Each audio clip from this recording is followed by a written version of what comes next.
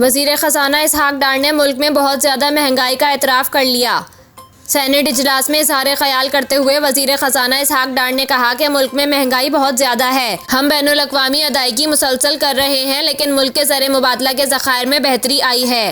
ज़ख़ायर में गुज़िश्ता 5 हफ्ते से बेहतरी हो रही है। गुज़िश्ता जुम्मे को ज़ख़ायर 10 अरब डॉलर्स पर लाए। कोशिश है जून तक ज़ख़ायर को 13 अरब डॉलर्स तक ले जाएं।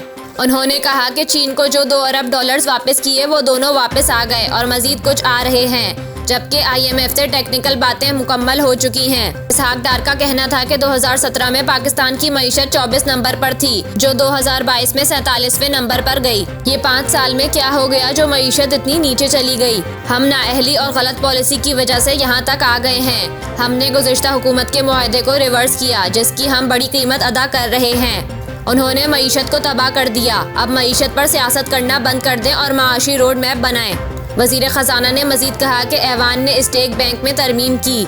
स्टेट बैंक को रियासत के अंदर रियासत बना दिया गया है। वज़ारत ख़ज़ाना इससे बिल्कुल अलहदा हो चुकी है। मॉनेटरी पॉलिसी मुकम्मल आज़ाद है। वो अपनी मर्जी से रेट फिक्स करते हैं। इनका कहना था कि मरदमशुमारी के अखराजात कम करने के लिए डिजिटलाइज होना चाहिए। इंतखाबात का केस सुप्रीम कोर्ट में है, इसमें भी डिजिटल मरदमशुमारी ज़ेरे बहस है। हुकूमत सबके तहफ़्फ़ुज़ात दूर करेगी।